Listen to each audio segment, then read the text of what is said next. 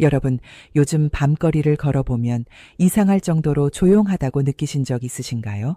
불빛이 환하던 상가가 어느 순간부터 하나 둘 꺼져 있습니다.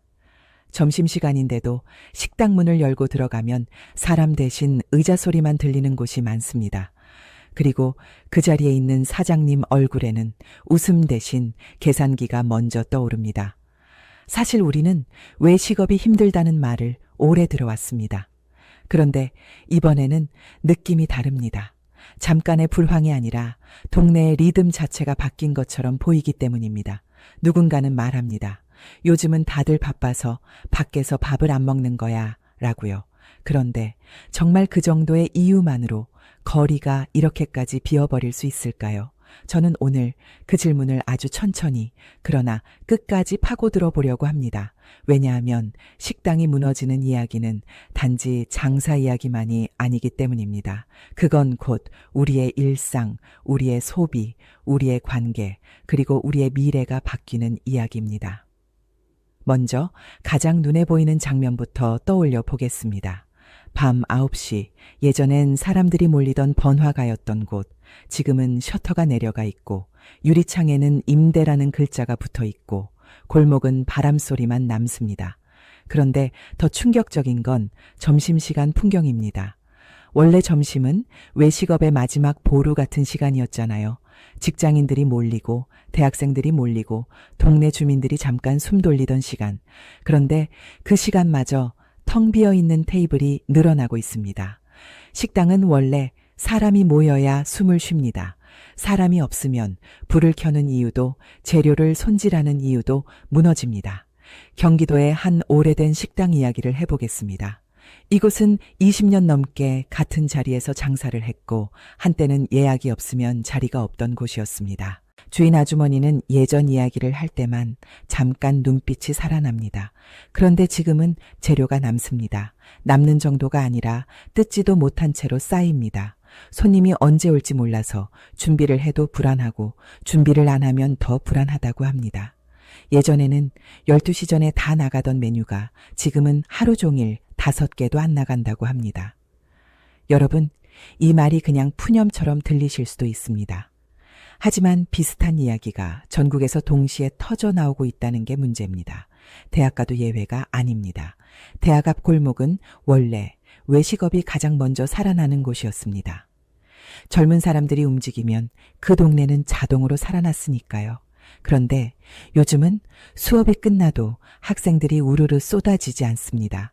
학생들은 바로 집으로 가거나 도서관으로 가거나 아니면 편의점에서 간단히 해결합니다. 왜냐하면 밖에서 밥 한 끼가 생각보다 너무 무겁기 때문입니다. 여기서 우리 마음속 계산기가 켜집니다. 오늘 점심 10,000원, 내일 점심 10,000원, 일주일이면 50,000원, 한 달이면 200,000원, 그 돈이면 월세의 일부가 되고 통신비가 되고 교통비가 됩니다.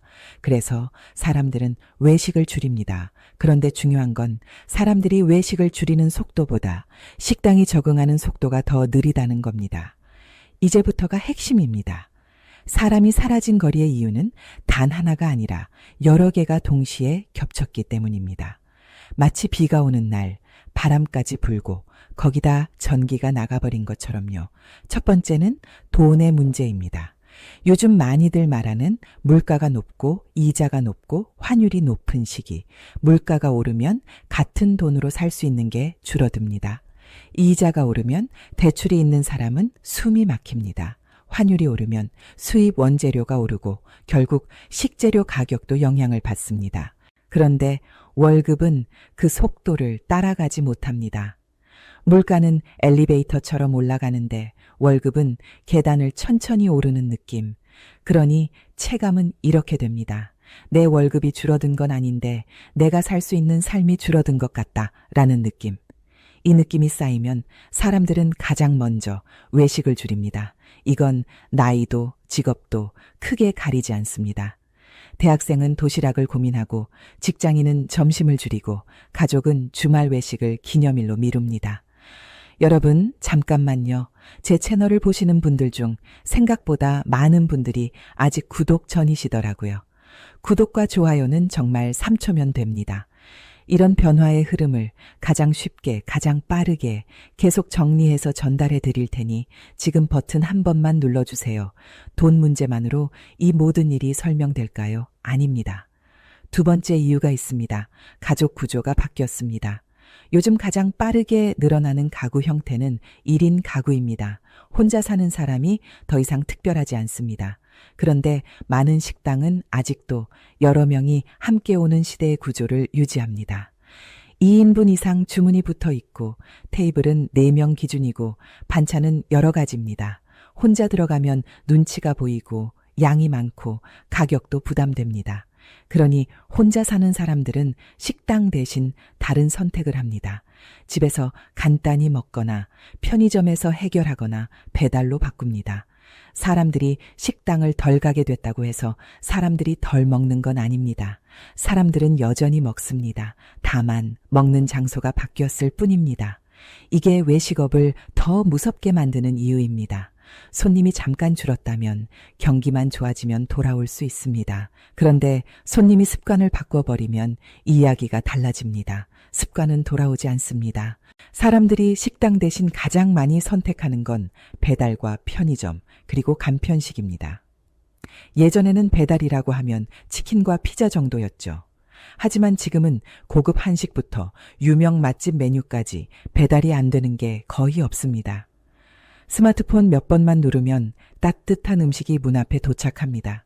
비 오는 날에도 추운 날에도 피곤한 날에도 옷 갈아입고 나갈 필요가 없습니다.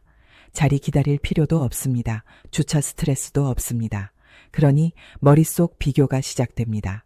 식당에 가서 시간 쓰고 돈 쓰고 눈치 쓰는 것, 집에서 같은 돈 혹은 더 적은 돈으로 편하게 먹는 것, 이 비교에서 사람들이 점점 두 번째를 선택하기 시작했습니다.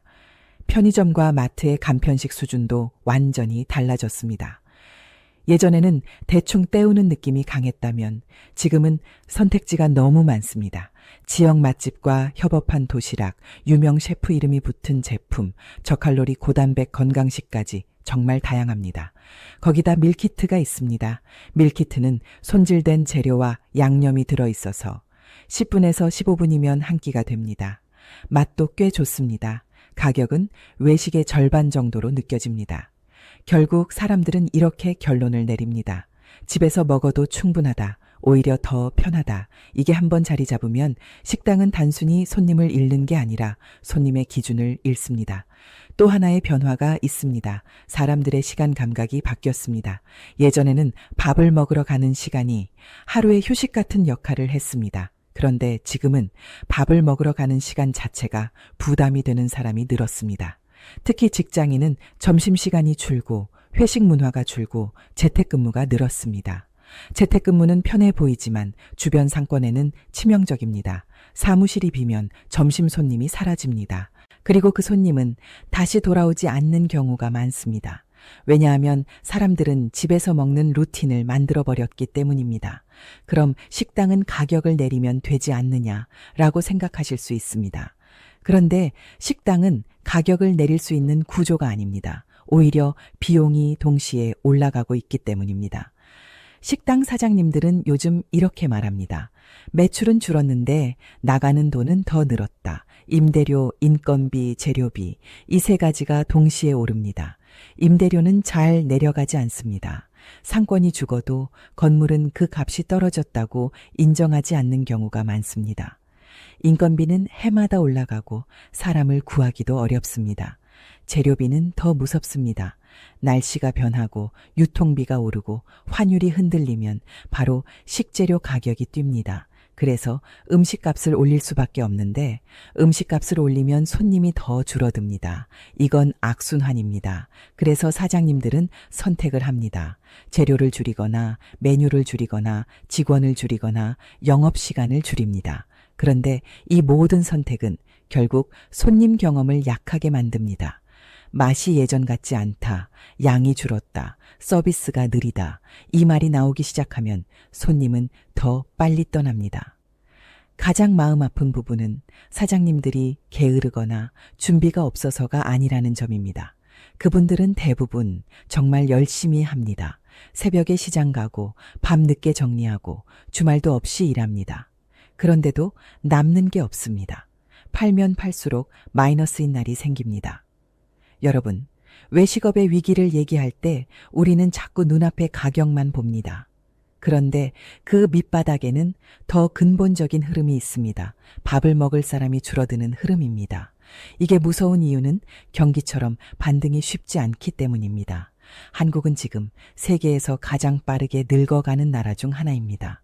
노인 인구가 늘어나면 소비는 줄어드는 경향이 강해집니다. 노인은 젊은 사람보다 외식을 덜 합니다. 건강 때문에 조심하고 수입이 줄어 조심하고 생활이 단순해지면서 집밥 비중이 커집니다. 반대로 젊은 층은 인구 자체가 줄고 있습니다. 게다가 취업과 주거 부담이 커서 외식이 사치처럼 느껴지는 사람이 늘어납니다. 결국 외식업이 기대던 두 기둥이 동시에 약해집니다. 젊은 층은 돈이 없고 노년층은 밖에서 덜 먹고 중장년층은 인구가 줄어듭니다. 외식업이 기대던 메인 고객층이 얇아지는 겁니다. 또 하나의 포인트가 있습니다.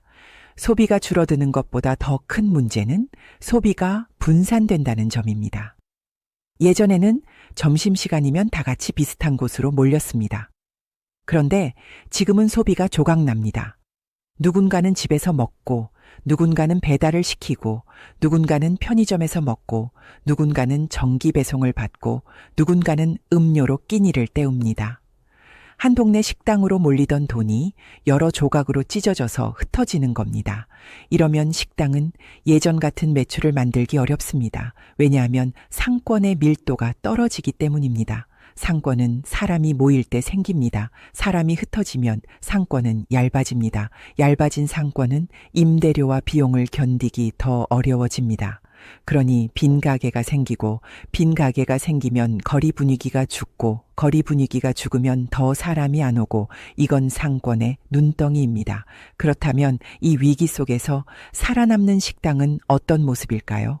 사람이 줄어도 끝까지 살아남는 곳은 분명 있습니다. 그리고 그곳은 공통점이 있습니다. 그들은 음식만 팔지 않습니다. 그들은 시간을 팔고 경험을 팔고 편안함을 팝니다. 혼자 먹기 편한 구조, 눈치 안 보이는 자리, 빠른 회전, 필요한 메뉴, 명확한 가격 이런 것들이 힘이 됩니다. 혹은 반대로 아주 특별한 날에만 가고 싶은 경험, 확실한 콘셉트, 맛과 서비스의 일관성, 기억에 남는 분위기, 이게 돈을 내도 아깝지 않게 만듭니다. 그런데 현실적인 문제가 있습니다. 변화하려면 돈이 듭니다. 구조를 바꾸려면 비용이 듭니다. 인테리어도 돈, 시스템도 돈, 홍보도 돈입니다. 이미 힘든데 그 돈이 어디 있겠냐는 겁니다. 그래서 많은 가게는 변화하고 싶어도 못합니다. 이 지점에서 외식업 위기는 개인의 노력만으로 해결되기 어렵다는 사실이 드러납니다. 그럼 우리는 이 이야기를 어떻게 봐야 할까요? 거리에 사람이 사라졌다 라는 말은 사실 이렇게 바꿔야 합니다. 거리에 사람이 사라진 게 아니라 사람의 방식이 바뀌었다 라고요. 그래서 질문도 바뀌어야 합니다. 언제 예전처럼 돌아오냐가 아니라 이제 어떤 방식으로 바뀔 거냐가 중요합니다. 사람들의 발길이 끊긴 거리에서 다시 발길이 생기는 곳은 분명히 있습니다. 다만 그 발길은 예전과 다른 이유로 생깁니다. 혼자 편해서, 시간이 절약돼서, 가격이 납득돼서, 경험이 특별해서 이 네 가지 중 하나라도 잡지 못하면 식당은 선택받기 어렵습니다. 현실적인 생존 전략은 무엇일까요? 첫째, 혼자 손님을 편하게 만드는 구조입니다.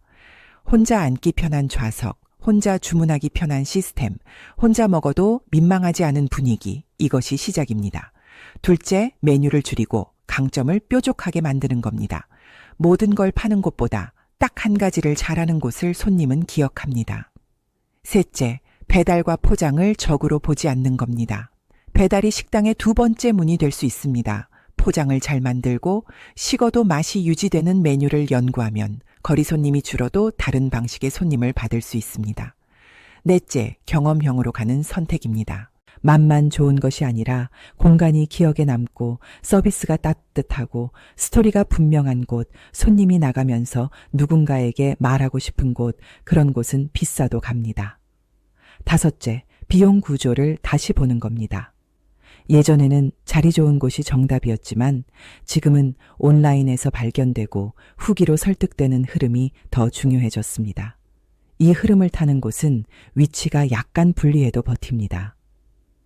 여러분, 그런데 이 모든 변화는 식당만의 숙제가 아닙니다. 소비자인 우리도 변하고 있습니다. 우리는 이제 가성비를 따지고 시간을 따지고 눈치 없는 편안함을 따집니다. 그러면서도 가끔은 나를 위해 특별한 한 끼를 찾습니다. 그래서 외식업은 결국 이렇게 갈 겁니다. 아주 편리한 한 끼, 아주 특별한 한 끼, 그 사이에 있던 평범한 한 끼는 점점 설 자리가 줄어들 겁니다. 결론은 무엇일까요? 거리에 사람이 사라진 게 아니라 사람의 방식이 바뀌었다. 이 변화는 무섭지만 동시에 명확합니다. 명확하다는 건 대응의 방향도 보인다는 뜻입니다.